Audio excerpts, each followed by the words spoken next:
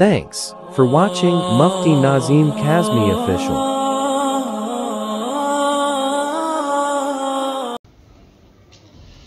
سب سے پہلے دو ادب گزارش یہ ہے، اس مجمع میں جو بھی حافظ قرآن وہ ادھر آ کر کے بیٹھ جائیں گے۔ پہلی صف میں نے انہیں کے لیے خالی کرائی تھی۔ حافظ مربوط ہیں، ادھر پیچھے بیٹھے ہیں، حافظ صاحب قاری صاحب بیٹھے ہیں، ہمارے قاری صاحب ادھر آ جاؤ، آ جاؤ، جو بھی حافظ ہیں بیٹھے ادھر بیٹھ جاؤ، ادھر بیٹھ جاؤ۔ اللہ حافظ وجاہت بھی آگے آ جائیں، پیچھے اور بھی جو اس مجمع میں کوئی حافظ قرآن ہو، مجھے معلوم ہو چلنا، وہ آگے کی طرف۔ اور یہ میں آگے نہیں کر رہا، اللہ نے آپ کو آگے کیا ہے۔ جب اللہ نے آپ کو آگے کیا ہے تو کون پیچھے کر سکتا ہے؟ اصل بات تو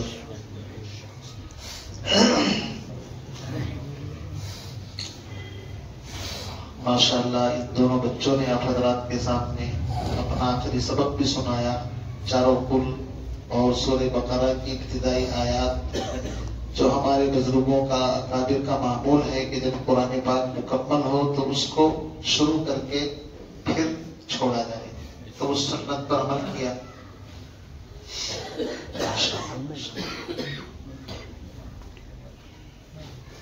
نیچے بیٹھ جائیں آپ حضرات، بہت مختصر انشاءاللہ 10-5 منٹ جو بھی کچھ اللہ ذہن میں ڈالیں گے وہ باتیں ہوں گی۔ ادھر آ جاؤ آپ دونوں، ادھر آ جاؤ، نیچے سے آ جاؤ، سیدھے ادھر آ جاؤ۔ اللہ آ جاؤ،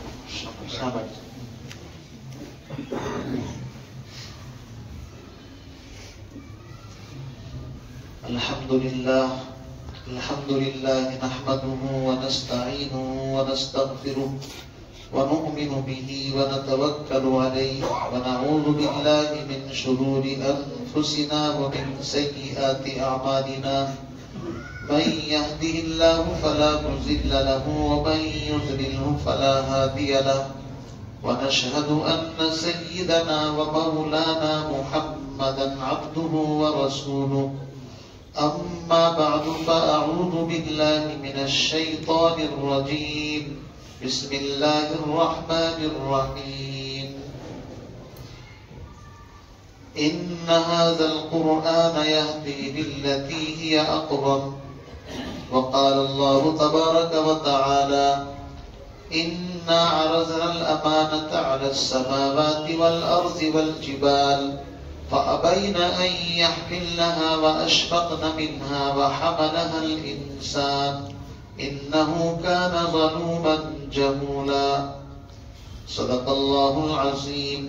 وقال النبي صلى الله تعالى عليه وسلم من قرأ القرآن وحفظه وعمله أدخله الله الجنة وشفعه في 10 من أهل بيته كلهم قد استوجب النار، وقال عليه الصلاة والسلام خيركم من تعلم القرآن وعلمه، أو كما قال النبي صلى الله تعالى عليه وسلم۔ وہ معزز تھے زمانے میں مسلمان ہو کر اور ہم خار ہوئے تاریخ قرآن ہو کر، زمانہ آج بھی قرآن ہی سے فیض پائے گا، زمانہ آج بھی قرآن ہی سے فیض پائے گا، مٹے گی ظلمت شب اور صورت جگمگائے۔ انتہائی واجب الاحترام بزرگوں، دوستوں، بھائیوں، اس وقت میں بہت زیادہ لمبے چوڑے باز کے موڈ میں نہیں ہوں۔ آپ حضرات جمعے میں بھی سنتے رہتے ہیں اور بھی وقتاً فوقتاً موقع ملتا رہتا ہے، لیکن چونکہ ہم سب کا یہاں پر بیٹھنا قرآن کی نسبت پر ہوا ہے، اس لیے چند باتیں قرآن کی نسبت سے ہی انشاءاللہ کرنے کا ارادہ ہے۔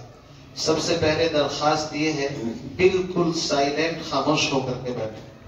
کہنے والے کا اپنا کوئی کمال نہیں ہوتا، حقیقت بات یہ ہے کہ مجمع کی توجہ اور طلب کے اوپر اللہ ذہن میں بات ڈالتا ہے، زبان پر بات آتی ہے۔ یہ دعا کر لیں کہ الہ العالمین جتنی دیر بھی ہم بیٹھے 10-20 منٹ کوئی کام کی بات ایسی میری زبان پر آ جائے جو میری اور آپ کی ہدایت کا ذریعہ بھی بن جائے اور ہم سب کی آخرت کو سنوارنے کا ذریعہ بن جائے۔ میرے بھائیوں، نسبتوں کی وجہ سے چیزوں کا مقام اور ریٹ ہر چیز بدل جاتی ہے۔ نسبت بڑی چیز ہوتی ہے۔ آپ دیکھیے، ایک بھٹے کے اندر 2 اینٹیں تیار ہوتی ہیں، ان کا بنانے والا بھی ایک ہوتا ہے، اور جس سانچے فرمے سے بنتی ہیں وہ بھی ایک ہوتا ہے، جس کوئلے لکڑی یا کسی چیز سے پکاتے ہیں وہ بھی تقریباً ایک ہی ہوتی۔ پھر جب وہ باہر نکلتی ہے قیمت بھی دونوں کی ایک ہے، لیکن ایک آدمی ان دونوں اینٹوں کو خرید کر کے لایا، لانے کے بعد ایک اینٹ اس نے مسجد کے فرش کے اوپر لگا دی اور دوسری اس نے اپنے گھر کے اندر بیت الخلا میں یا گھر پہ کہیں بھی لگا دی۔ سوال آپ سے کروں گا، جواب آپ دیں گے منہ کھول کر کے، کہ ان دونوں اینٹوں کو بنانے والا بھی ایک، پکانے والا بھی ایک، ان کی قیمت بھی ایک، لانے والا بھی ایک، لیکن دونوں کی نسبتیں الگ الگ ہو گئی۔ ایک کی نسبت اللہ کے گھر مسجد کے ساتھ ہو گئی اور دوسری کی نسبت ہمارے اپنے گھر کے ساتھ ہو گئی۔ اب آپ یہ بتاؤ، جس اینٹ کو آپ نے بیت الخلا میں گھر پر لگایا ہے، آپ اپنی پیشانی رکھ سکتے ہیں وہاں؟ بولو بھائی، نہیں رکھ سکتے نا۔ اور جس اینٹ کو مسجد کے فرش پر لگایا گیا ہے، آپ اپنی پیشانی اٹھانا بھی نہیں چاہتے رکھتے۔ فرق کیا ہوا ہے؟ فرق ہے صرف نسبت کا۔ کس کا ہوا ہے؟ نسبت بدلی ہے کہ ایک مسجد کے ساتھ جڑ گئی اور دوسری ہمارے گھر کے ساتھ۔ ایک معمولی کپڑا، آپ جاتے ہیں کپڑے کی دکان پر، اور چھوٹا سے کپڑے کا ٹکڑا بچ گیا، آپ نے کہا بابا مجھے دے دو، کیا کرو گے؟ میں اس کو قرآن پاک کے اوپر چڑھاؤں گا۔ وہ کہتا ہے مجھے پیسے لینے کی ضرورت نہیں، آپ فری میں ایسے ہی لے جاؤ۔ آپ کہتے ہیں نہیں نہیں پیسے لے لو۔ وہ کہتا ہے مجھے پیسے نہیں لینے بابا، آپ لے جاؤ۔ آپ اسی تھان کے اندر سے اعلیٰ کپڑا اپنے جسم پر پہنتے ہیں، سال 2 سال آپ نے پہنا، نوبت یہ آتی ہے کہ وہ ردی کی ٹوکری میں ایک دن چلا جاتا ہے، لیکن اسی تھان کا وہ چھوٹا سا ٹکڑا جو آپ کو مفت کے اندر دیا ہے، پیسے بھی نہیں دی، آ کر کے وہ قرآن کے ساتھ جڑ جاتا ہے۔ قرآن کے جو 2 گتے ہیں اس کے اوپر اس کو چڑھا دیا جاتا ہے، جزویدان بنا لیا جاتا ہے۔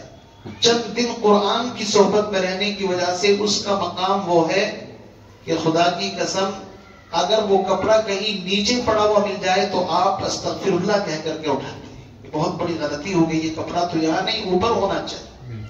اگر وہ بوسیدہ ہو جائے، بالکل اس کے تاروں پور بکھر جائیں، تو بھی آپ اس کو ڈسٹ بین میں نہیں پھینک سکتے۔ آپ کے ایمان کا لیول یہ کہے گا کہ اس کو اچھی جگہ پر دھو کر کے رکھنا ہے، یا تو زمین کے اندر گڈھا کھود کر کے دفن کرنا ہے، یا جلا کر کے راکھ بنا کر کے زمین کے اندر اس کو دفن کرنا ہے، یا کسی ایسے کنویں کے اندر یا تالاب کے اندر ڈالنا ہے جہاں پر اس کی بے عزتی نہ ہو۔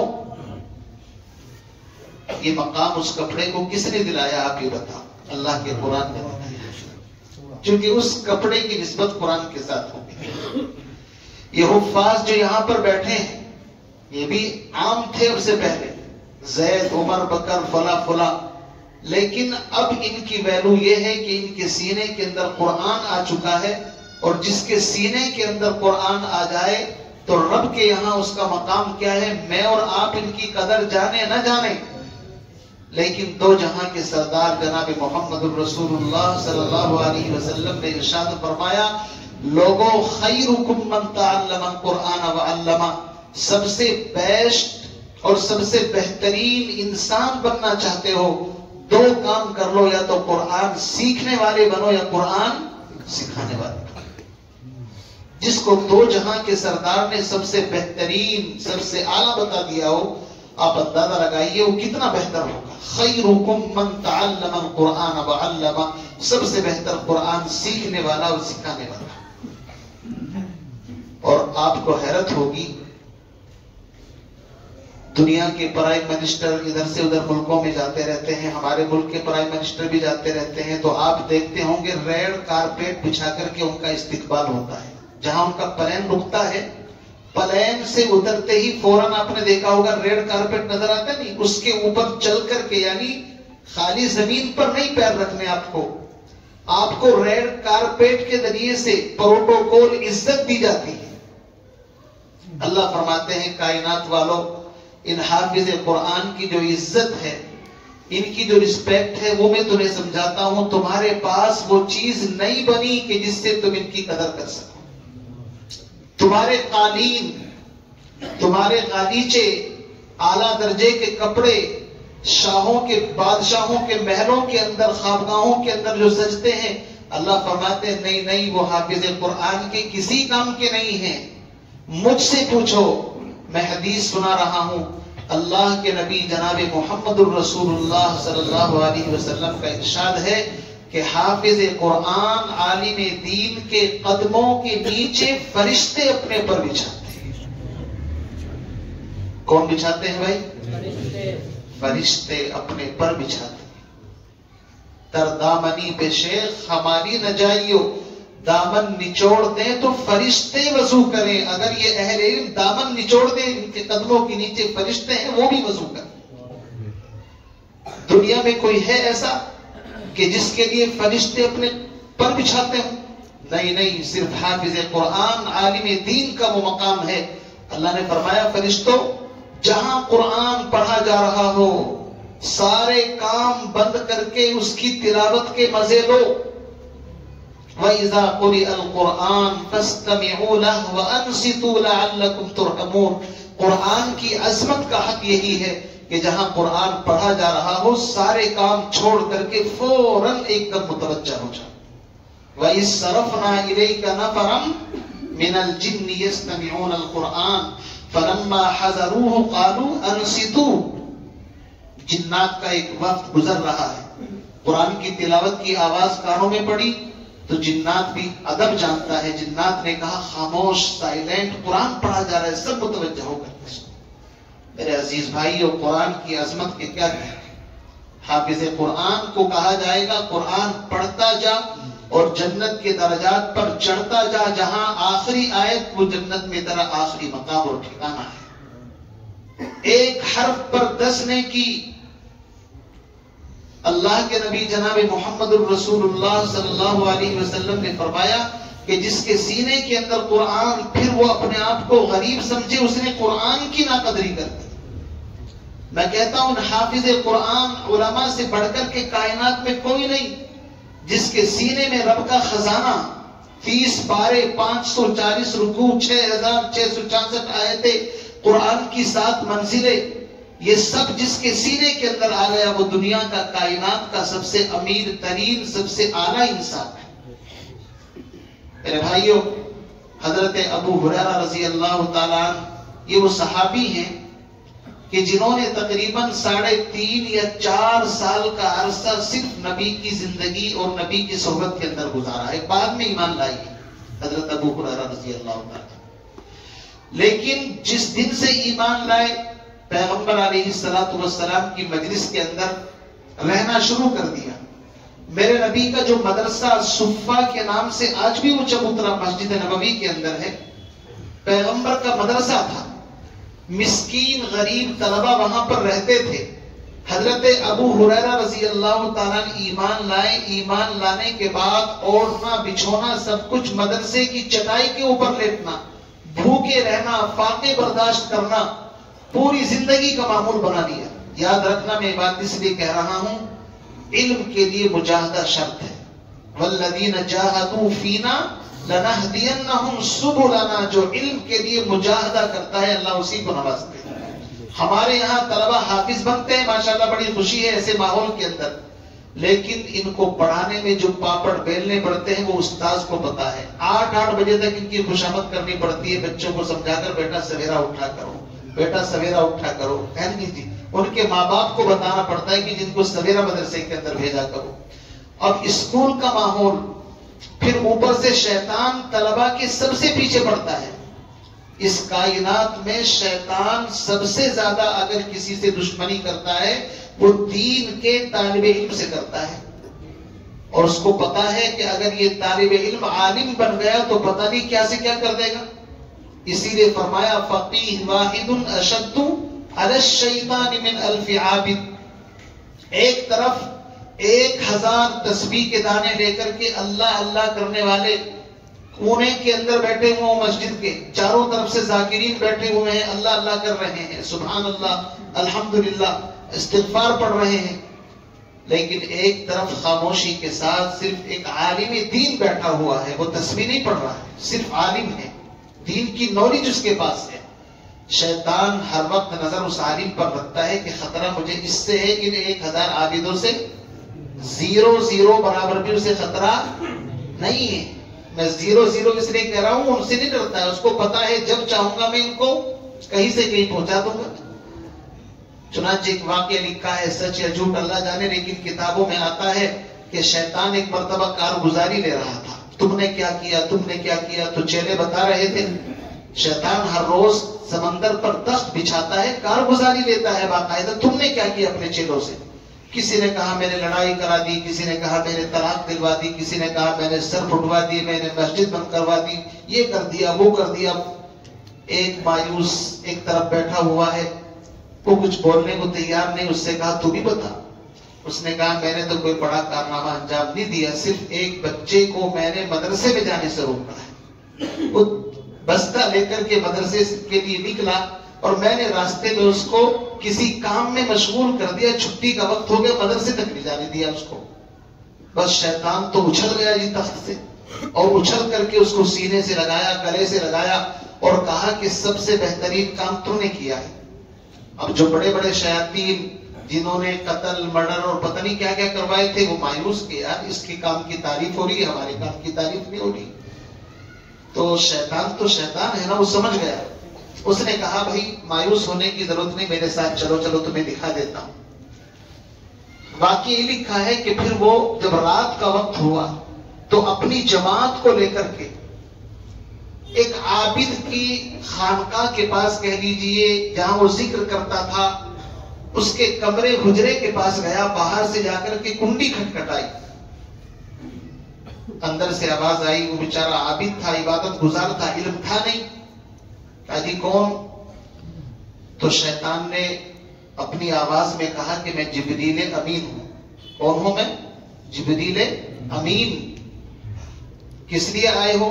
اللہ نے تمہاری ساری عبادتیں قبول کر لی، اب تمہیں عبادت کرنے کی ضرورت نہیں، اللہ نے دیدار کے لیے، معراج کے لیے تمہیں بلایا ہے۔ اب وہ تو پھولے سے سمایا نہیں، علم تو اس کے پاس تھا نہیں۔ اس نے سوچا بھائی میری تو قسمت جا کے اتنے دن سے عبادت کر رہا ہوں۔ اس نے کہا تو ٹھیک ہے۔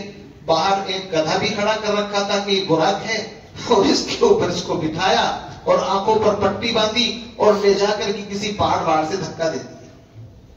سب شیاطین کی ٹیم دیکھ رہی ہے۔ اس کے بعد ابھی اس نے راز نہیں کھولا، پھر کہا کہ چلو چلو واپس چلتے ہیں۔ واپس آیا۔ واپس آنے کے بعد ایک عالم جو اپنے حجرے کے اندر نماز عشاء پڑھ کر کے سو رہا تھا، اس نے کوئی زیادہ عبادتیں نہیں کی، زیادہ تہجد اور زیادہ کچھ نہیں، صرف عالم ہے، لیکن وقت کی جو عبادتیں فرض ہے وہ کرتا ہے۔ اس کے پاس آیا اور آ کر کے وہی اس نے کنڈی کٹکھٹائی، عالم کی آنکھیں کھلی، اس نے پوچھا کون؟ تو اس نے وہی جواب اس کو بھی دیا کہ میں جبریل امین ہوں اور تم بہت بڑے عالم ہو، اللہ والے ہو، اللہ نے تمہیں اپنی زیارت ملاقات کے لیے وقت دیا ہے، میں براق لے کر کے حاضر ہوں۔ اب جیسے ہی اس عالم کی آنکھ کھلی تو عالم تو جانتا ہے کہ نبوت جناب محمد الرسول اللہ صلی اللہ علیہ وسلم پر مکمل ہو چکی ہے۔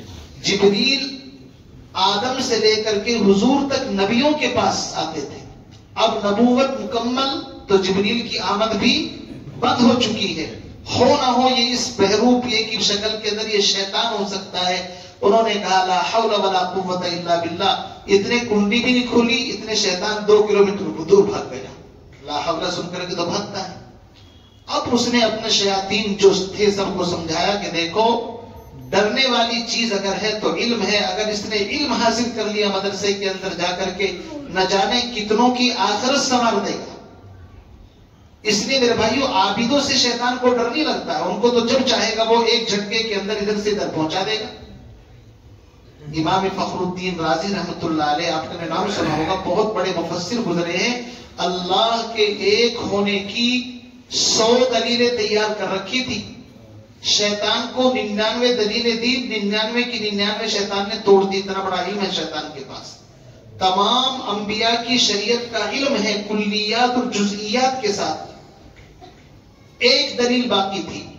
ان کے جو شیخ تھے نجم الدین کبرا رحمۃ اللہ علیہ، ان کو کشف ہوا اور حالت وضو کے اندر جب وضو کر رہے تھے انہوں نے کشف کی حالت میں اس طرح ہاتھ جھٹک کر کے کہا کہ راضی یوں کیوں نہیں کہہ دیتا میں اللہ کو بغیر دلیل کے ایک مانگتا.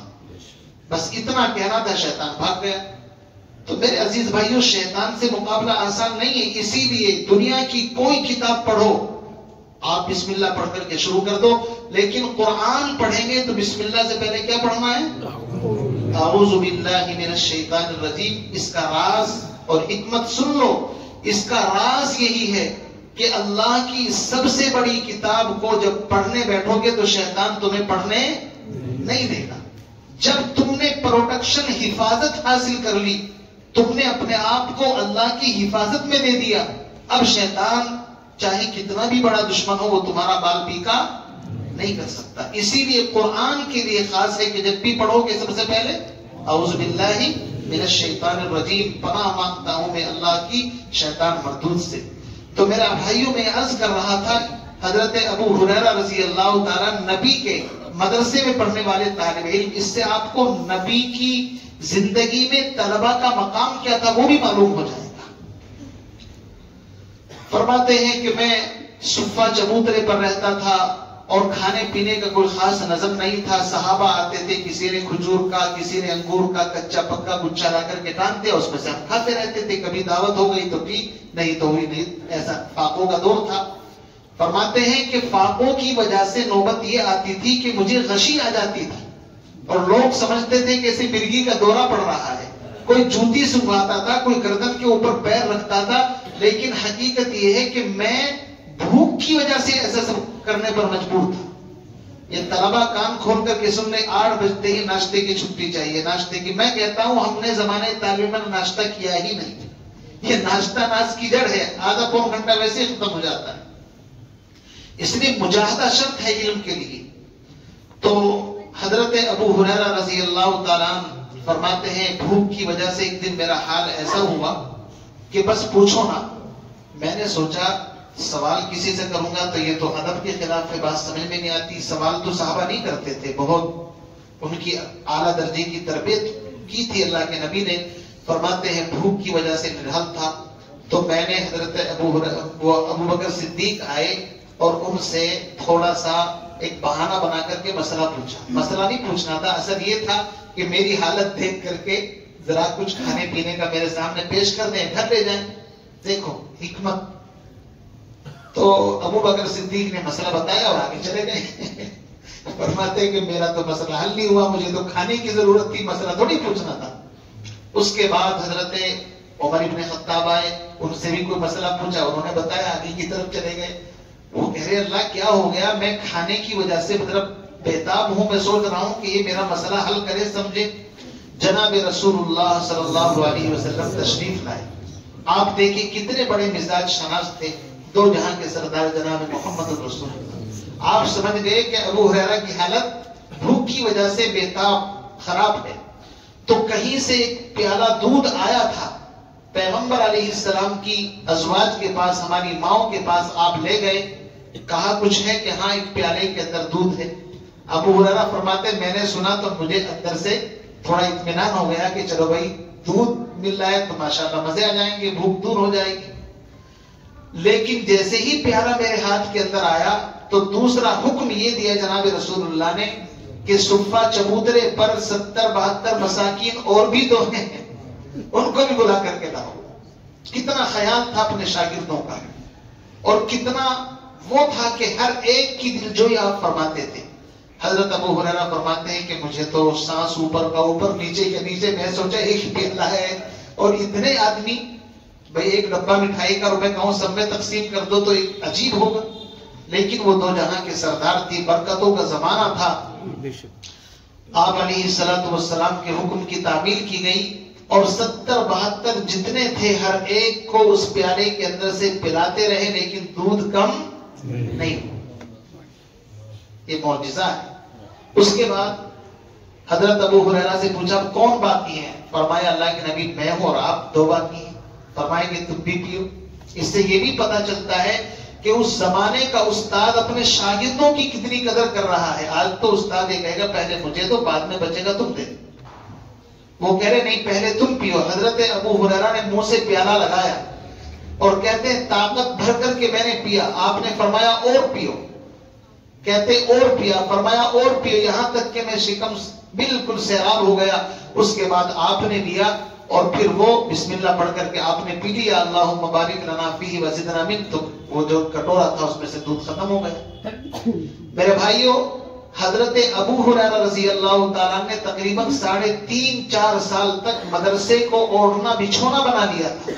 اس لیے سب سے زیادہ روایتیں اور حدیثیں تقریباً 5372 کے قریب احادیث ان صحابی یعنی ابو ہریرہ رضی اللہ تعالیٰ سے منقول ہیں. سب سے زیادہ حدیثیں انہی سے آتی ہیں.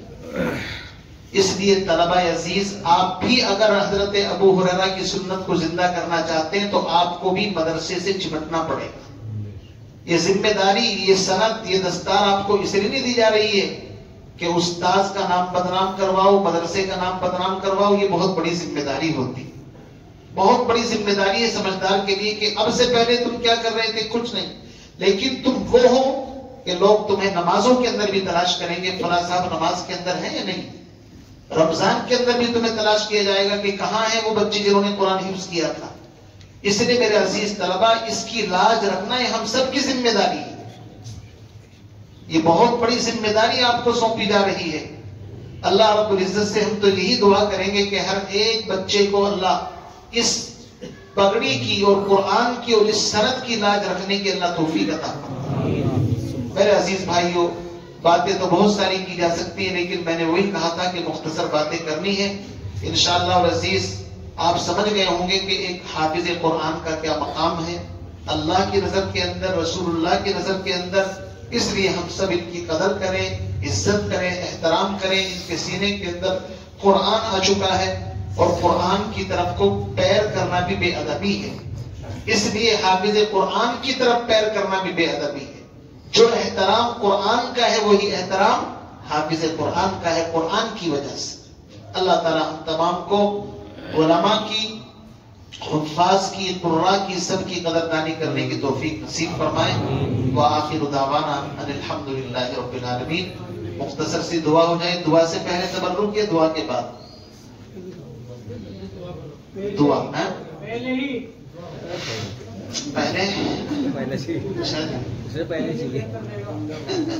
چلو بات میں کر لیں گے، ایک طرفے ہو جائے گا. دعا کر لیں، اس کے بعد میں پھر ادھر لے جا کر کے تقسیم کرتے رہیں گے، جاتے ہیں.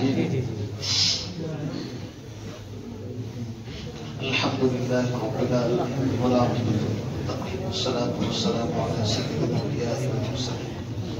اللهم لك الحمد ولك الشكر كما انت اهله، فصل وسلم وافعل بنا ما انت اهله، فانك اهل التقوى واهل الشفاء واهل الجد والكرم. یا اللہ رحم کا، کرم کا، عافیت کا معاملہ فرما، دارین کی عافیت نصیب فرما، ذلت و رسوائی سے ہم سب کی حفاظت فرما. یا اللہ اس وقت جو قرآن پاک کو بچوں نے پورا کیا ہے، یا اللہ بہت عظمت والا قرآن ہے، تیری بہت اونچی بڑی کتاب ہے. یا اللہ ہمیں اس کتاب کی، قرآن کی قدردانی کی توفیق نصیب فرما. ہم سب کے سینوں کے اندر ہمارے آل اولاد دین بچوں کو اللہ حافظ قرآن عالم دین بنا. یا اللہ دین کی صحیح سمجھ عطا فرما، قرآن کا احترام کرنے والا بنا، علماء کا احترام کرنے والا بنا، حفاظ کا احترام کرنے والا بنا. یا اللہ اس قرآن کے مطابق زندگی گزارنے کی توفیق عطا فرما. قرآن کے حلال کو حلال، اس کے حرام کو حرام جاننے کی سعادت توفیق عطا فرما. یا اللہ عظمت قرآن نصیب فرما. یا اللہ قرآن کا احترام نصیب فرما. یا اللہ قرآن پاک کو ہم سب کے لیے سفارش اور شفاعت کرنے والا بنا دیجئے. یا اللہ یہ قرآن تیری ذات سے نکلا ہوا کلام ہے. یا اللہ تو بھی سچا ہے، تیرا قرآن بھی سچا ہے. یا اللہ تو بھی احترام کے لائق ہے، تیرا قرآن بھی احترام کے لائق ہے. یا اللہ ہم نے تو یہ سنا ہے کہ قرآن جس کی سفارش کر دے گا، یا اللہ تو اس کی سفارش رد نہیں فرمائے گا. مولا ہم سب کو قرآن کی برکت سے یا اللہ جنت الفردوس کا اعلیٰ سے اعلیٰ مقام نصیب فرما، صراط مستقیم پر چلنے کی توفیق عطا فرما، عذاب جہنم سے حفاظت فرما، پلسرات کا راستہ آسان فرما۔ یا اللہ اس مدرسے میں جہاں پر انہوں نے پڑھا ہے، اس ادارے کو، مدرسے کو دن دونی رات چوگنی ترقی عطا فرما۔ یا اللہ اساتذہ کو بھی صحیح طریقے سے محنت کرنے کی توفیق عطا فرما، ان کی محنتوں کو قبول فرما اور اچھے انداز سے قرآن پاک کی تعلیم دینے کی سعادت توفیق نصیب فرما۔ یا اللہ مدارس کی، مساجد کی، مراکز کی، خانقاہوں کی حفاظت فرما۔ یا اللہ اس قرآن پاک کے پڑھنے پڑھانے میں جو لغزشیں، کوتاہیاں جانے انجانے میں ہم سے ہو گئی ہوں، یا اللہ ان کو معاف فرما، یا اللہ معاف فرما، یا اللہ معاف فرما۔ مولا کریم ہم سے پڑھنا پڑھانا نہیں آتا ہے، لیکن یا اللہ تو اپنا فضل فرما دے گا تو یا اللہ ہم اس لائق بن جائیں گے۔ یا اللہ ہم سب کو اس لائق بنا دیجئے۔ یا اللہ قرآن کی خدمت موت تک کرنے کی توفیق عطا فرما، جب تک زندہ رہیں قرآن کی خدمت کرتے رہنے کی توفیق عطا فرما۔ یا اللہ تیرے نبی کا فرمان ہے، ہم سب کا اس پر ایمان ہے، خیرکم من تعلم القرآن وعلمہ۔ یا اللہ تیرے نبی نے جب کہہ دیا ہے، ہمیں کوئی شک و شبہ نہیں ہے۔ یا اللہ ہمیں قرآن پڑھنے پڑھانے کی سعادت توفیق عطا فرما۔ مولا اس قرآن پاک کا ثواب حضرت آدم علیہ السلام سے لے کر حضور تک تمام انبیاء اور اس کے بعد ائمہ اعظام، خلفائے راشدین، عشرہ مبشرہ، تمام صحابہ، اولیاء، بزرگان دین، تمام مؤمنین مؤمنات، خاص طور سے ان بچوں کے اعزاء اقارب، ہمارے اعزاء اقارب، دوست احباب جو بھی یا اللہ دنیا سے جا چکے ہیں، یا اللہ اس قرآن پاک کا ثواب ان تمام کے نامہ اعمال میں درج فرما۔ یا اللہ بے حساب مغفرت فرما، رحمتوں کا نزول فرما، عذاب قبر سے حفاظت فرما، اور صراط کا راستہ آسان فرما۔ یا اللہ اس مجمع کے اندر کچھ لوگ خالصتاً دعا کے لیے بیٹھے ہیں، ان کی کوئی غرض نہیں ہے، انہوں نے جب سنا کہ قرآن پورا ہوا ہے وہ سارے کام کو آگے پیچھے کر کے رک گئے ہیں۔ مولا تو دانا ہے، بینا ہے، علیم بذات الصدور ہے، ہر ایک کی ضرورت سے بخوبی واقف ہے۔ مولا کریم جس مقصد، جس ارادے سے یا اللہ جس مقصد کے تحت یہاں پر بیٹھے ہیں، ہر ایک کے مقاصد حسنہ میں، جائز مقاصد میں کامیابی اور کامرانی نصیب فرما، ہر ایک کے مقاصد حسنہ کو پورا فرما۔